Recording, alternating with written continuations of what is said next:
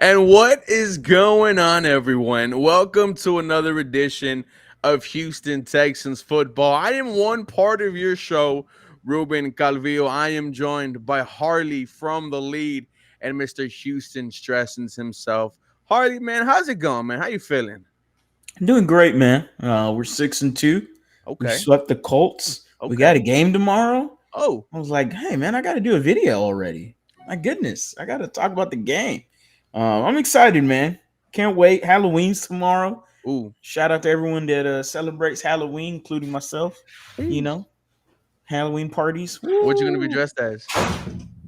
Nothing, man. I'm just I come dressed as myself. Big sexy. The YouTuber. Stressens, how you feeling, man? I'm good. I'm blessed, man. I mean, I know a lot of us fans are obviously we're happy and fortunate. We're 6-2. And I know there's some of us, or we all agree there's some issues. Obviously, pass protection, O line specifically. But I mean, things could be a lot worse. We could be 3 and whatever, or 2 or 3, 4 wins. So I mean, basically wrapped up the division. Basically have a 3-game lead now that we beat the Colts, got the tiebreaker, swept them. So big blessing, man.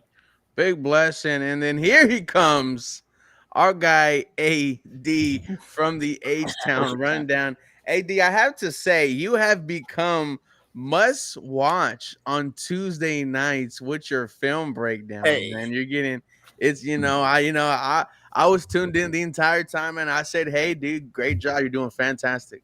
appreciate it, man. Thank you, thank you. Well, boys, 6-2. The Houston Texans coming off of a home win against Indianapolis Colts 23-20. Shout out to Dr. Barrett. He says, y'all ain't swarming. No, man, we swarmed. You don't want to Well, know Barrett. how hard we swarmed there. Pause. Pause. My fault. That's crazy. Um, but I mean, first off, and Stressens, I'll start with you. Houston Texans, they win 23-20. We saw a change in the offensive line in the second quarter. First round pick Kenyon Green was replaced after a rough first quarter. In comes in Jared Patterson. Houston Texans immediately put up 7. Your thoughts on the change, man, and then your thoughts on Kenyon Green so far. Yeah, I mean, y'all know me. I'm like the optimistic guy, give guys a chance, and I was all about that for Kenyon. But I mean, it's week 7, 8 in the season, and he's been by far the worst lineman on a unit as a whole that hasn't been great. So I was very excited. I mean, you could probably put Juice up there, but I think There you go. Kenyon. That's what I wait on. I mean, Juice has been bad too, but I think Kenyon's been the worst. I mean, but I will say I was very surprised / happy they did it. It seemed like they had to. I mean, he was just giving up, basically unabated rushers to CJ. And after seeing one too many big hits, they pulled the plug. Jarrett Patterson comes in, one drive, albeit small sample size, does a great job, but then he freaking gets a concussion. At that point, I'm thinking, it's going to be Kendrick Green, but then back comes in Kenyon Green. So I don't know. And then obviously going into this game, we can talk about that later, but Kenyon Green's still starting over Kendrick Green. So maybe they think Kendrick Green ain't much himself, but I like the move. It's tough. Like, yes, we've seen some good out of him, but overall it hasn't been good. And, initially it was just all mental, but now he's kind of getting beat physically some too. But, we'll see what happens this Thursday with him at left guard, but it's definitely not good. And I should say, I mean, like AD pointed out, Juice has played bad. I do think the bookend tackles, LT and Titus, have played better than what people think. LTs, now that we got over those penalties, like we can realize like he's an elite pass pro protector. But a big part of the pass protection too is just the whole unit. It's the running backs and tight ends as well. So, but I like the benching. Hopefully we hold them accountable going forward. It felt like a breath fresh of air. And AD, I agree with you. It's not just Kenyon Green. I heard Locked On say you might need 3 new interior offensive linemen next year. And it's hard not to disagree with that take, man. Shaq Mason, he's getting up there in age. You could say, he's, the W word. I'll just go ahead and say washed if you want to go ahead and say that. Juice Scruggs has been struggling, man. You might need 3 new interior linemen.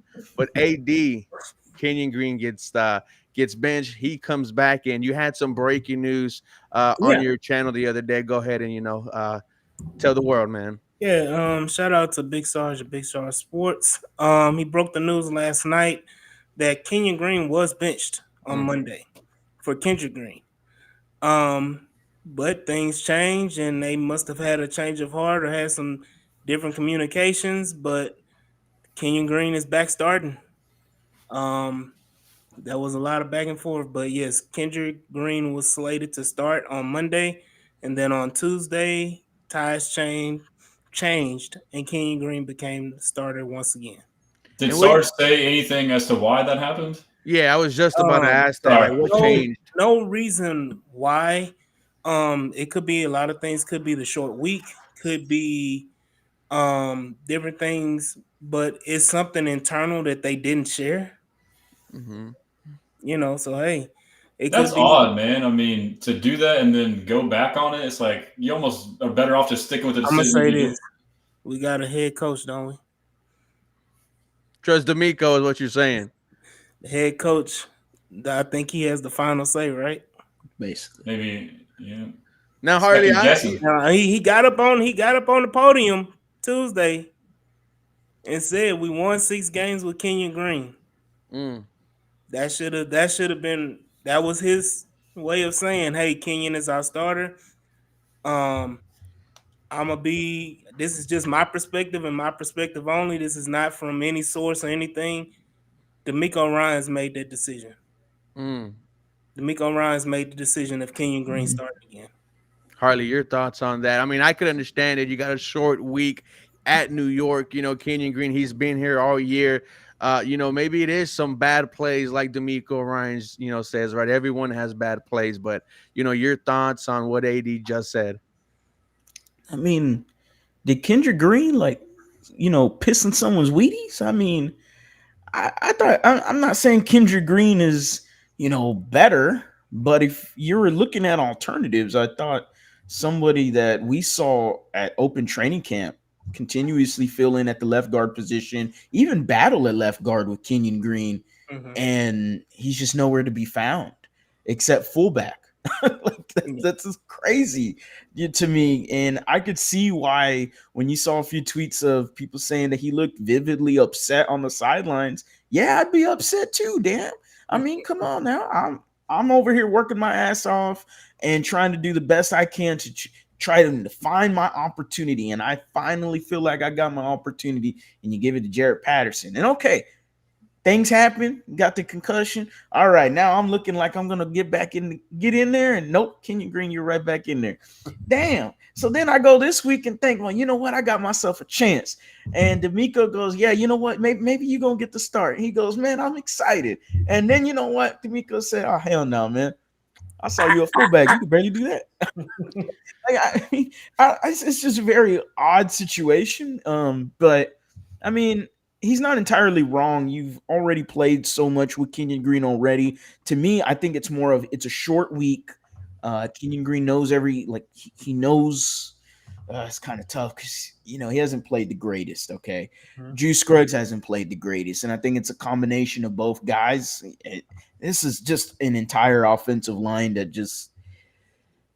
It's unfortunate that we have to continue to talk about the offensive line through 7 weeks and 8 weeks into the season. And it kind of feels like, and I'm trying not to be pessimistic, but it kind of feels like this is going to be the story all year for the Texans. This is offensive line, because until they get it fixed, then the offense can really see its full potential. And the offensive line, it's not doing its thing right now. I'm growing worried about the O line. I tried to be like, oh well, they've only played 7 games altogether as a fully healthy O line. I'm starting to run out of that excuse. Yeah, no, and I think at this point, Harley, you are what you are.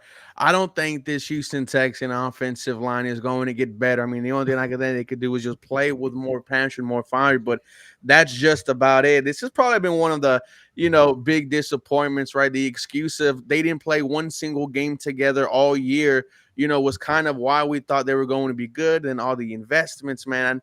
We'll just put an end to the offensive line because we could go on and go on. Stressings, we saw. Oh, 80, go ahead. I'm sorry. So, one comment.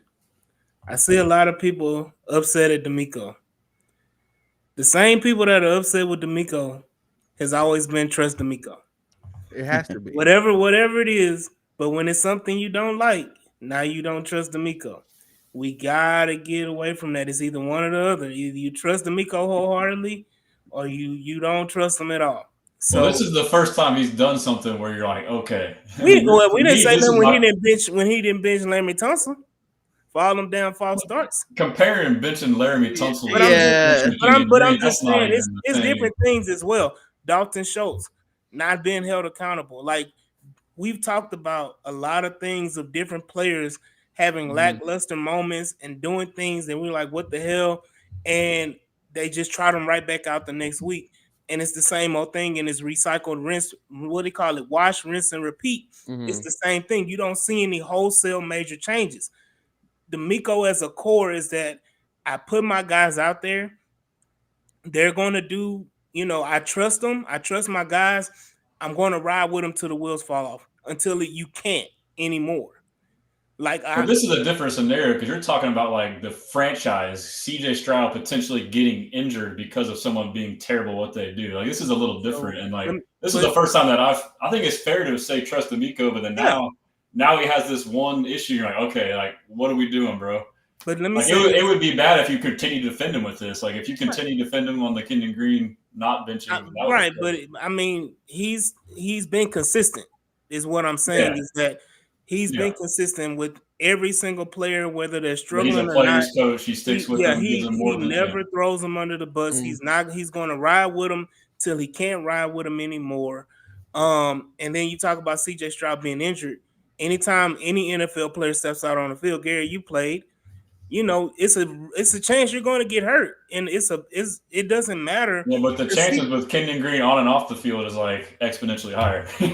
Yeah, as the way like it I looks said, right now. I'm not trying to defend Kenyon Green because Kenyon Green has been bad.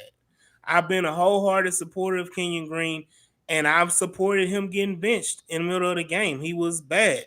He had bad moments. So I'm not trying to defend Kenyon Green. I'm just saying that D'Amico is the player's coach, and he's going to ride for his players. Well, that's fair, but we haven't seen an example like this. Like most of the ones you can say, okay, that makes sense. Even you may disagree. Like this one is like, I don't care if that's your philosophy or not. Like this one is just too obvious, bro. Like that would be my rebuttal to that. But I agree with what you're saying. Like he's been consistent, and I guess we're learning that too. But like he's almost being too consistent on this stance, like to a fault now. And like now it's like, all right, bro. Like this is yeah. Harley, man, like what do you think about that? Because I certainly think the fact that you have a franchise quarterback in CJ Stroud throwing the football, I feel like it has to be like I don't have time to wait for you to develop, man. When you saw some of the hits that he was taking from the right side, it scares you. And the fact that I feel like 10 people put the tweet out at the same time that he's going to get CJ Stroud killed, and I remember the days of Deshaun. I remember the days of David Carr, and both of those guys. They have a season on the top 10 all-time sack list. David Carr has 2 of them. It just gave me PTSD, dude. I like that they made the move. Yeah. I did like what AD said. I'm gonna trust D'Amico here because he's giving me no reason not to trust him. However, Harley, I wonder how long is the like the leash for Kenyon Green on Thursday night? Oh, yeah, that's definitely a good question. I mean, we already know that, and Big Sarge mentioned that they kind of flip-flopped already. So that to me is already like, okay, it's in the back of your mind. Hey, Kenyon, if you're not working out, and by the way, hey, Kenyon, here you go. You're going to go back to being the starter, and you're playing the Jets and Quinnen Williams, buddy. So good luck with that one.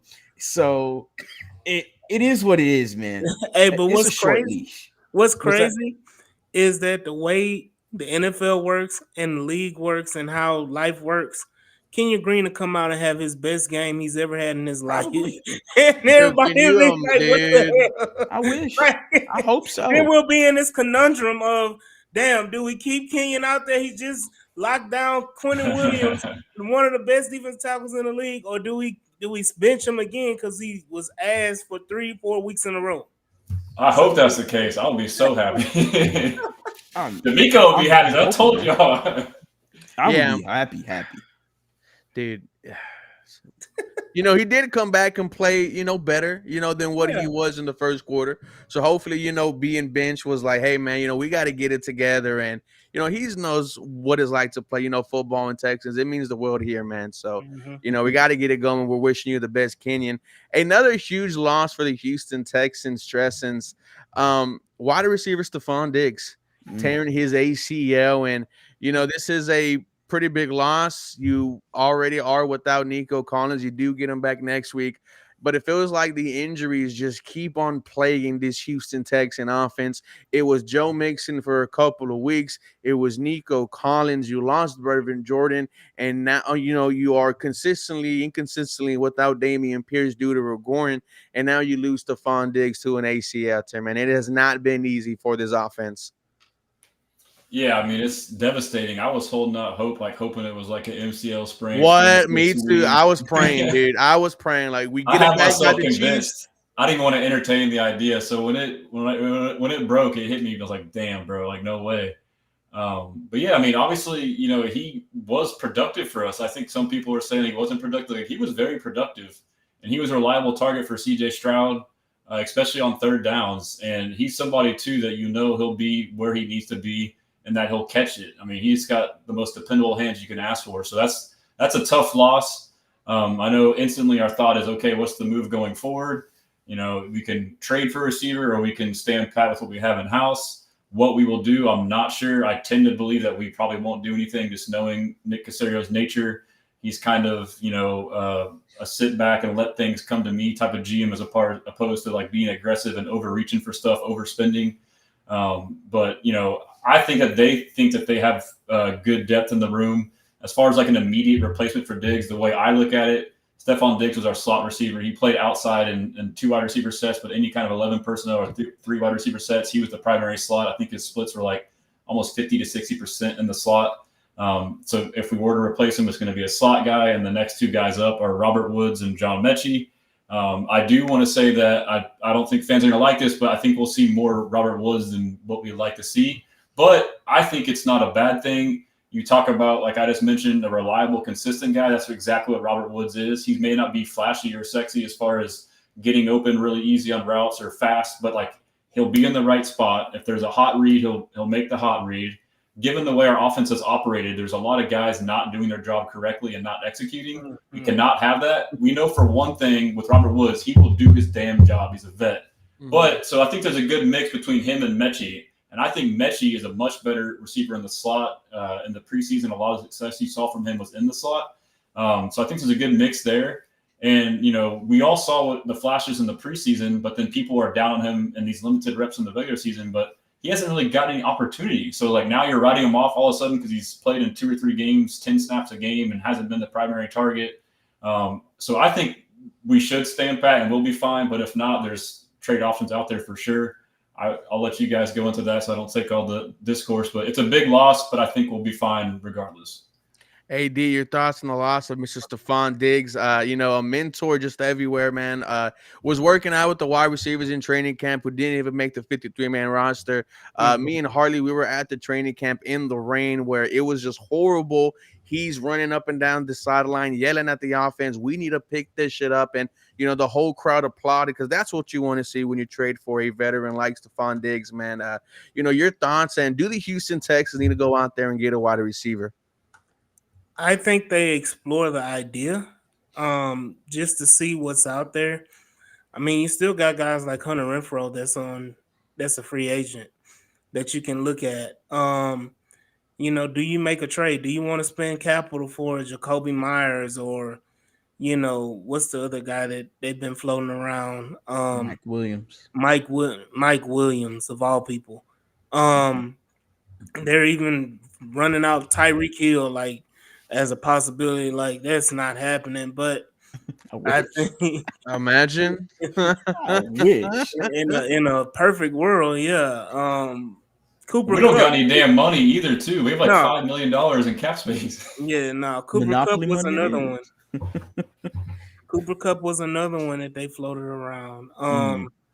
But I mean, you always have to do your due diligence and explore the idea and look and see what's out there and what's available and what the price and cost and everything would be But I mean, you got talented guys in that receiver room. You got, Stresson's brought up Robert Woods. He's a talented guy, even though people have a distaste for him. But I mean, he gets the job done. He does what needs to be done. He's a lunch pail guy. Then you got John Mechie and Xavier Hutchinson, who are extremely talented. They just haven't had the opportunities. And I said it last night, like when you're talking about opportunities, we're not talking about just them running ghost routes in the Green Bay game or them just being on the field for rundowns, like actually having targets toward them during the game, meaningful targets at that during the game. That's what they haven't had since they've been in Houston. Neither one of them. So this is an opportunity for sure with no Nico, no Diggs, that they can absolutely shine. I do reign the sentiment of our boy Barrett that this may be an addition by subtraction. Um, that Stephon Diggs kind of limited the offense in a sense. So my hot take is that the offense may seem a little bit more explosive. You may see a little bit more wide receivers outside of the numbers and less bunch formations. Stephon Diggs may have been a cause of the bunch formations. We all like to think the offensive line, but Stephon Diggs may have been a cause of it too. Um, so you know, I'm anxiously waiting to see what Tank Dell does in this prime role as being the number one receiver. I want to add one thing about Robert Woods too is he's a great run blocker. I mean, that's something we didn't like. We hate it, but like in this offense, Slowick demands receivers to block. That's one asset he has too. And Diggs was pretty good for us in that role too. Mm-hmm. And Harley, I'm on this. I'm on the fence here because on one side, I would love to see John Mechie eat. Xavier Hutchinson eat. However, I see what the other top teams are doing. The Chiefs got DeAndre. The Jets got Devontae. The Bills got Amari Cooper. The Ravens got Deontay Johnson. Do you think that could force Nick Casario to also make a move out there? Because I could see that potentially happening as well if you are serious about truly, contending and going places where you've never gone before. The NFL trade deadline is November 5th, Harley. So, a lot of things could happen in the next couple of days.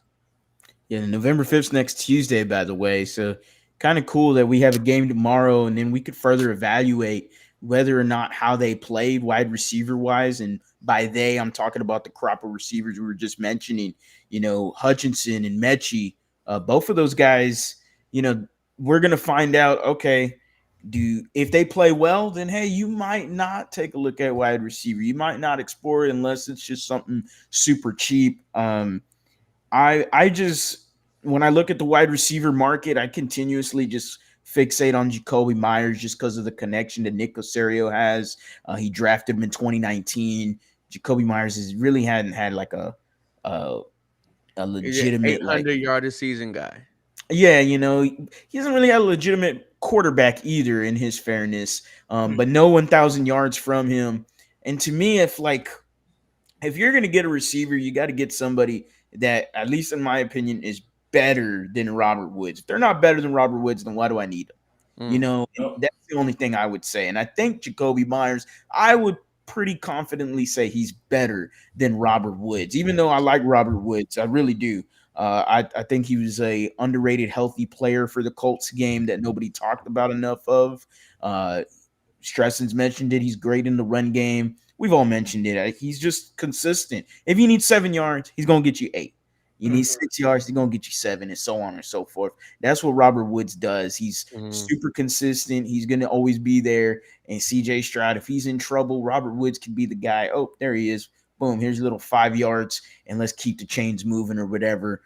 Tank Dell's the number one primary. I'm excited to see it. Him and Sauce had some battles in the AAC as I spread my Houston Cougar fandom all over this Texans roundtable because I can't wait to see this, man. Sauce is having a down year too. Dude, he looked bad last week. And, before we move on, I will say this about Robert Woods. Last year in the first month of the season, he led the NFL in catches on 3rd and 4th down. So he had a reliable and he had a trust with CJ Stroud. So hopefully that translates to this year. Let me ask this question. Do we miss Noah Brown? Come on now. We do. For Every Steven We cut Sims, Noah Brown bro. to keep For Steven Sims, who's not even returning Sims. punts. Listen, we all saw the same tweet. Thank God. I told dude, God. I told my boy Jacob this. The way I'm gonna talk about Noah Brown in my in my mind, he's the conversations for all-time GOAT Houston Texans wide receiver, right? I'm gonna mention Noah Brown like how Max Kellerman said, I want Iguodala. I'm gonna say, give me Noah Brown. For his for his first couple of games, but I don't know if they make a move, man. I definitely think they might, have to with what the rest of the league is doing. If not, I completely understand. Stressing's another thing we have to talk about. We saw Indianapolis quarterback Anthony Richardson after an insane, play where he just threw for Lorenzo Fontecasi to the ground. Gets stuffed, paused by Jay Hansen, gets up, taps out. Now, I've never seen that before. You're older than all of us, bro. So, let us know Oh, your don't do thoughts. I'm I'm older than Garrett. 30. I'm 36 today, so You got me. Hey! You got me by a little bit. Happy oh, birthday, damn. Garrett. All Happy right, birthday, appreciate it, Gary. bro. Appreciate Let's it. go to the club, bro. Hey, if you get the okay from my wife, I'm there, baby. Yeah. So I'm sorry. What was the question? Was AR tapping out? Yeah, the Yeah, no, IR I've never 5 tap seen out. that, bro. I mean, obviously, it's like common for like receivers. You run some gassers, you tap out. It doesn't make sense for you to run 50 yards back to the line of scrimmage. And we saw the play. Like, yeah, you can justify it. Like he was running for his life. He had to shed off some 200-pound D lineman, but the scenario would have been third and long. Like, it's just not like that. That speaks to like a deeper level, like just how you're built inside, bro. Like you don't want that from your quarterback. I saw a bunch of stuff on that. I forget who it was, but I think it was Luke Kuechly talking on Kay Adams' show. He's like, I play with Cam Newton. Like, if you want to talk about a running quarterback having to shuck off, 300-pound linemen and this and that, like that dude did it like every play, and he never once tapped out. Like he would run his ass back to the huddle, tired as hell, and get the next play in. And then we all saw the clips with like Damian Woody and Rex Ryan. Like these are guys that have played and coached. And, like they know like that's not a good thing. And he didn't mean any harm by it. Like it may be overblown a little bit, but I'm enjoying the hell out of it. I made a bunch of memes on it. I saw, he got a new deal with the Tap Out clothing brand because it was a perfect fit.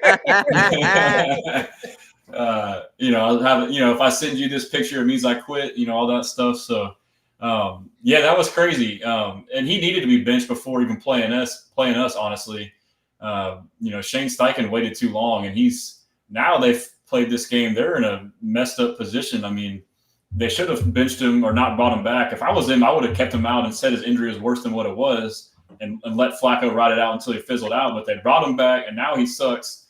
And now they're in a predicament. Like now it's like now his confidence is shook. It's like, am I good or not? And then I don't know. And then they're kind of behind the 8 ball now. AD, did IR5 lose the the Indianapolis Colts locker room, and your thoughts on him actually admitting that he tapped out during the game? You even saw Zaire Franklin on the podcast, right? I saw that from Stretches, the clip he put out there. He was like, come on, man, you gotta lie, in that situation. Yeah. I feel like he was trying to, get some brownie points, hey, like I'm not gonna lie to y'all. I was tired, but dude, that that just set the entire NFL world, upside down, dude. So you think he lost the locker room? Is it over for him? Let me say this. How smart are you to not lie when you're supposed to lie? like this is a perfect opportunity to lie. Nobody would question it. Nobody would have said anything. You could have said, "Oh, I got the wind knocked out of me. Oh, whatever. I heard something. My hip. I felt something popping my ribs. Whatever. Anything. You could have just threw anything out there. You don't tell the truth in that moment. You don't. You don't. And as a player, I'm pretty sure a lot of those players looked at him like, dude, what the fuck? Like, what the hell? And I'm not certain that he lost the total locker room, because some guys, yeah, you're right, BG. Just don't say nothing. Don't say shit. And what you do is, I think you have those guys that ride for him because they, like that's my boy, whatever. But a majority of that locker room is like, I can't trust you. I can't trust you right now. So he got a lot to prove. And if Flacco goes out there and they win 4 more games or 5 more games with Flacco, it's gonna be hard to bring him back, man. I mean, Harley, it does seem like the window on Anthony Richardson is closing. But Harley, if you were out there and it's third and goal and you see your quarterback tap out and go to the sideline for one play, what are your thoughts on that? Oh man. Oh man, I had some thoughts. It was just I thought it was one of the craziest things. I thought he was hurt, first of all. I really did. I was like, oh, he got hurt because I saw him go like that. So I thought he just got hurt because we're kind of used to it when it comes to Anthony Richardson. Injuries are common with him. And so I was like, okay, well, he got hurt. And then, man, my dad was like, man, he don't look hurt. And I'm like, huh. And he came right back after one play. And, I was kind of like, and that's weird. Maybe he had a stinger, maybe he had, I'm trying to find something, like maybe he got the wind knocked out of, like AD said. That's ridiculous, man. That's absolutely bullshit, to be honest. I mean, you could imagine, I'd love to just tap my head when I'm at work, doing an overtime or whatever. Like, hey, sorry, man, I'm out. I got to take the rest of the day off real quick. Like, come on, man. You got blue collar people that work their ass off. They don't get no timeouts. They don't get nothing like that. I mean, come on. You get paid handsomely to play this game. You know how much we if we had the physical abilities like Anthony Richardson and how much heart that I have when I used to play football, but being 5'6", 5'7" don't get you nowhere, man. and hey, if I had something like Anthony Richardson, good looking, brother. You're good looking. That's all that matters. Come on, man. I ain't quitting on nobody, man. That's ridiculous. That's horse shit. I mean, every synonym you can think of. If I was a teammate, I mean, I wouldn't even think about being with him anymore, man. Like I'm out on him. Joe Flacco gonna come in. He gonna win a few games. Watch out. Cole's gonna win a few games with Joe Flacco. He been there, done that. Like we saw it already this year. We saw it last year with the Cleveland Browns. The man can still play some decent football. You just got to play good enough. The Colts gonna win some games. They're gonna be sniffing around there. Did y'all see JJ Watt talk about this today? I mean, like he made a good decision. Like either wait with them and develop him like you do with like a Jordan Love, or if you sit with them, ride it out. You can't do this back and forth thing. I mean, now it's like everyone's like, what the hell's going on? Well, they should have done this. And I always was in the popular belief that they should have just benched AR when they drafted him. He didn't play enough games. He needed the time to just get NFL coaching. Exactly. Like, what was wrong with having him sit down? And if anything, come on, like we've seen past success. You could have pulled up examples. Whether or not it would have worked, who knows? But you could have pulled up examples. People sitting down, learning from guys. You had a Gardner Minshew, who, by the way, he was better than him too. I mean, come on now. Like two people. Minshew. Say it. Yeah, 2 people were the reason why he played and started in the first place, and that's Chris Ballard and Jim Irsay. Jim Irsay. Yeah, those 2. That's the whole. Jim Irsay is the one who said draft him, and now he said, "Hey, play him." Yeah, that just don't make sense. Like, why are you gonna play someone that only played 10 games? So that's why they say Cal McNair is a good owner. Like, even though he's kind of goofy, this and that, the one good thing about him is he stays the hell out of it. He lets the pros do what they're supposed to do. He's not like a Jerry Jones or a Jim Irsay or even these both the New York owners are both terrible. Where they're kind of that's why they're both dumpster fires. They got too much influence. You talking about me, Watcher? Jerry Jones. That if you let's cut it off. if you know, shout out to Jamie Foxx, man. Was it Jamie Foxx, right? Yes. Jamie Foxx. Oh yeah, the training camp. That shit was crazy. 8 inches is wild, bro.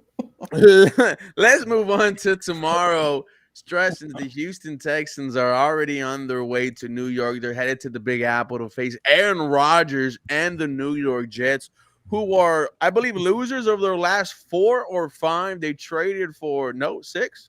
6 in a row. 6 straight losses. I mean, it's just straight mid.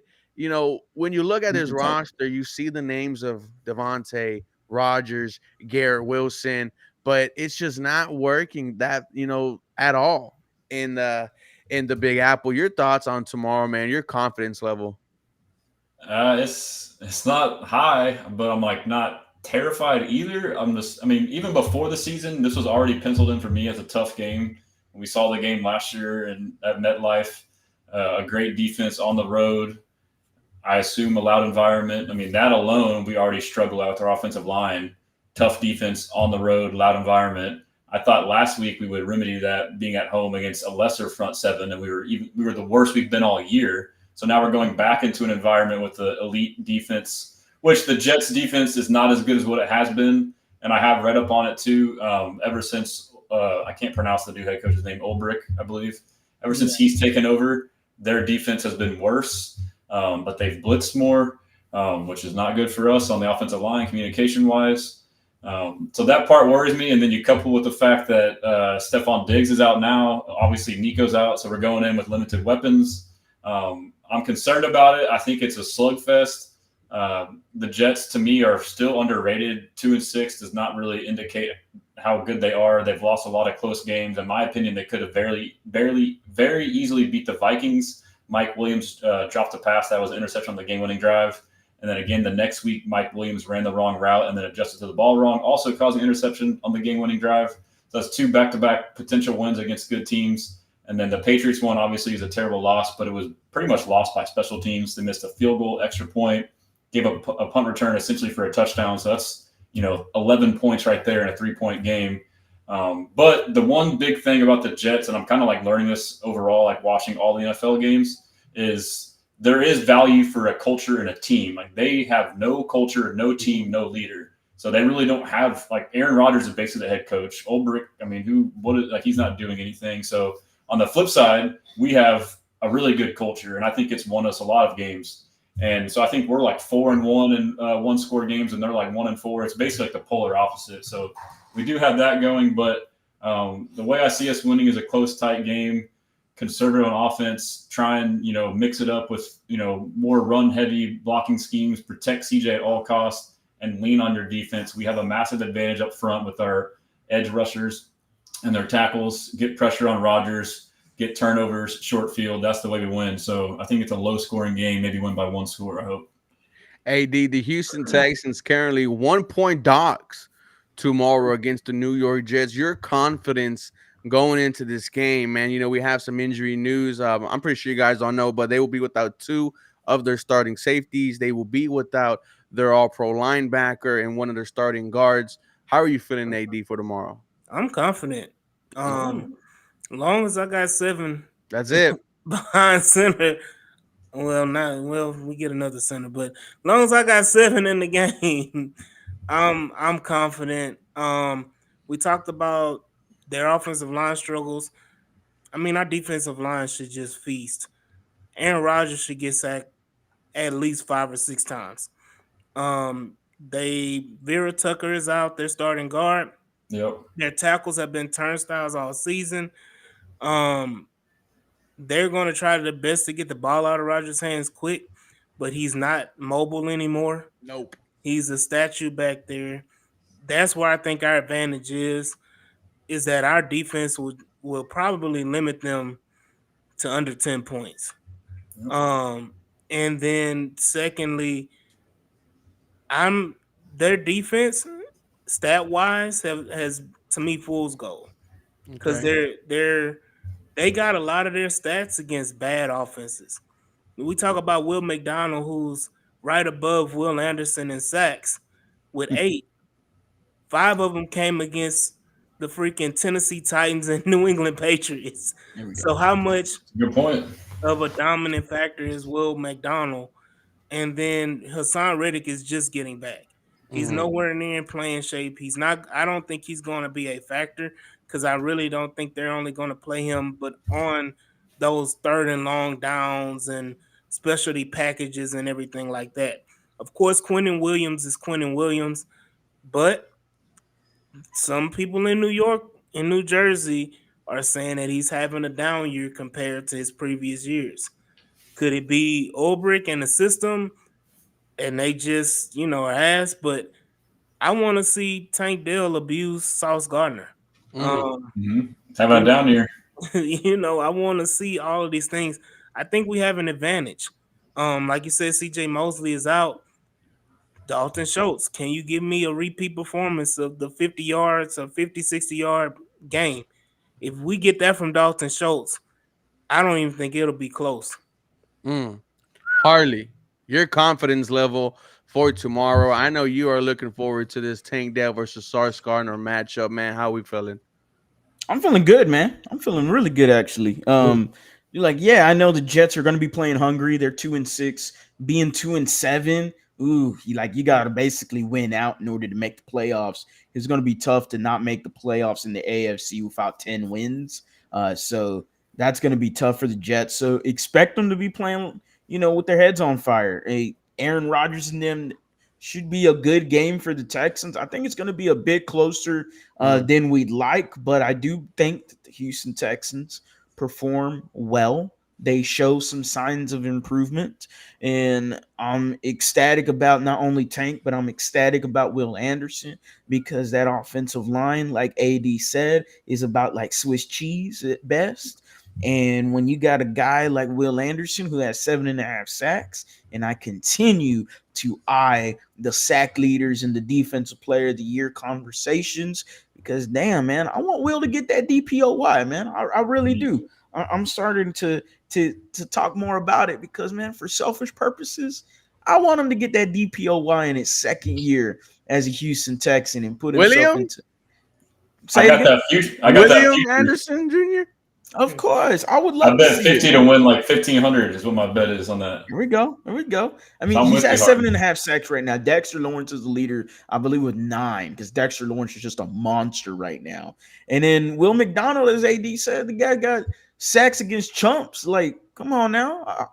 I think I could have gone out there and got a sack against the Patriots. Come on, man.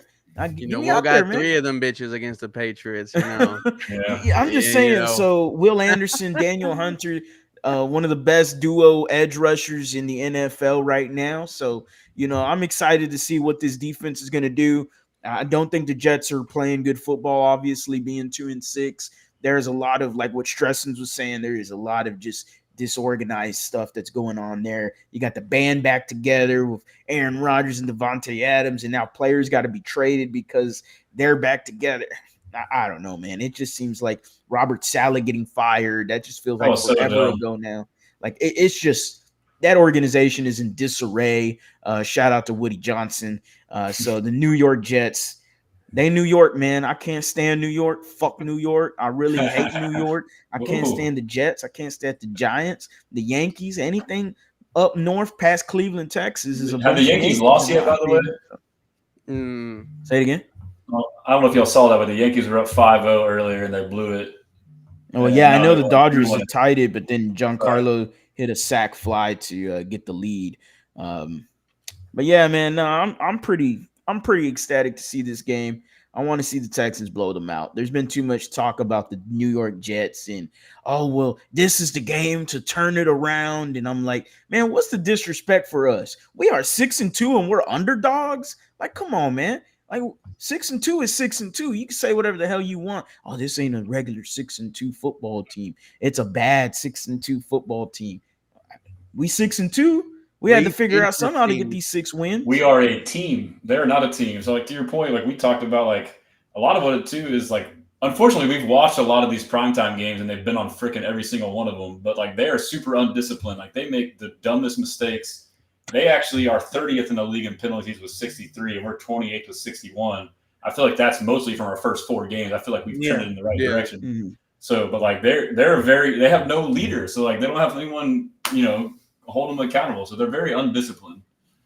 Stresses, before we leave, one key to the game for you and your score prediction for tomorrow. I mean, obviously the biggest key is protecting CJ, but I think a way for us to score points and win on offense is to have a handful of CJ Stroud out of structure plays, go for big plays. The Jets run man coverage the 4th most in the league at around a 30% rate. So, if CJ is able to get back to how he was 2-3 weeks ago, where he can extend the play, where he's getting flush out of the pocket and force these defensive backs to cover our receivers, Tank, for 4 or 5 seconds and hit them on a deep, a scramble drill play. I feel like it's just a couple of those could really change the game for us. And score prediction, I'll go with It's an ugly ass game. 17-13. Ooh, AD key to the game score prediction. Key to the game. Get to Aaron Rodgers. Make Aaron. We made Anthony Richardson tap out. Let's go ahead and make the other AR. Let's make the other AR tap out as well. That's the defense, man. Defensive line. We got Henry Toa back, guys. How about Hey, that? yeah, he be dancing on TikTok a lot, man. Man. No Hopefully he dancing on the field after he said Aaron Rodgers. But you know, Kamari's back. You know, and Kalen, Kamari's a dog. Yeah, Fucking love Kamari. Kalen is back as well. So like, I feel very confident. Devin White, we got another week with Devin White in the system. So hey, your thoughts on Devin White, AD? Because you know you had the film. Yeah, D'Amico Ryans is the greatest linebacker coach of all time. Similar to the Patriots, man. They just know how to use. Was like the first time he dropped back, Devin White was right there, up in his grill. I was like, "Holy fuck, this dude's fast." Yeah. Well, he found his strength and he put him in his position of strength. Like, hey, you're good at this, then do this. You trying to make a pause on that? No. I mean, I was like, is that real or no? Nah, I don't think so. But score prediction. Oh, sorry. Someone said RMP joke. Oh, okay. Yeah. Score prediction. Sticking with the 30s, man. 31-9. Oh. Ooh. 31-9. I mean, your first dominant win of the season. It's on prime time. It's on Halloween. That's gonna have me feeling real nice, real freaky. Later on in the night. We're going to the club. We're hitting up Whiskey River boys. Y'all see me out there. We're gonna have a great time. Harley, keys to the game. Score prediction. I love getting to AR, Aaron Rodgers. I love that. That's obviously a big one. Run the football. They're just not a good run defensive team, the Jets. Run the football with Joe Mixon, man. Do your thing with Joe Mixon. He's been a dominant running back in the league so far. Run the football. Set it up, man. Do your thing. Create play action. I'd love to see some more play actions from the Texans off of Joe Mixon. I'm expecting at least $120 from Joe Mixon. I really am. At least $120 from him. Easily one touchdown. The Houston Texans, I believe they win this game. I'm going to go 24-16. The Houston Texans hold them to some field goals. Lots of field goals for the Jets. That's what I'm expecting. A lot of bend, don't break kind of defense to get Aaron Rodgers into some trouble. And again, come out with an 8-point lead and a really good, really solid game from them on Thursday Night Football. Yeah, I'm thinking more along the lines of like 17-10. I think it might be very close. But I think the Houston Texans defense is going to stand out, man. I think old man Aaron Rodgers is going to be on his back a lot. Pause. Well, ladies and gentlemen, we want to thank you all for being a part of this episode. I was joined by Mr. Stressens. Let them know where they can find you and all your latest work. Yeah, so at Texans Commenter on basically all social media. It's Houston Stressens on Instagram. I got my website, HoustonStressens.com. Been writing articles. I'm still really trying to make it like a fan-centric thing where you can create a profile and interact on there. And I'm going to drop the content creator page soon where y'all can see, who to follow and all their stuff. But I'll have a show here afterwards. If y'all want to tune in, feel free to do so. But if not, be blessing. AD, let them know. Shout out to Mark Zuckerberg, also known as Houston Stressens. Happy birthday, brother. I appreciate it, man. Appreciate it. Yeah, you can find me at the H-Town Rundown. I'm basically on all platforms except TikTok. We're almost there on TikTok, and also follow us on the htownrundown.org website. That's where you find me on Twitter, Instagram, YouTube, Facebook, all of the above. Harley, let them know, brother. Y'all know, man. Y'all can find me at @TheLead_HOU everywhere on social media, including YouTube. We're on the road to 10,000 subscribers, under 150 away from 10K. So again, super appreciative of every single one of y'all that has liked, commented, subscribed. If you're watching right now, what are you doing? Go down and hit that like button, man. Go and hit that like button, whatever platform you're on, or go on all platforms and hit that damn like button, man. Do y'all's thing, man. What What we laughing at now? What we He laughing wants at you to now? go down. I You want want you to to go go down? down and smash. Come on, man. Easiest Go down smash and hit the damn like button. of your Come on, man. life. Take your mind out the gutter. Come on, man. All right, family. Well, we'll be back next week as we discuss whatever the hell happened against the New York Jets and preview the following week. And guys, for more Houston Texas content, just follow all of these beautiful people for more, man. I think we're bringing you some of the best out there. All these guys drop their best content, their best work on their respective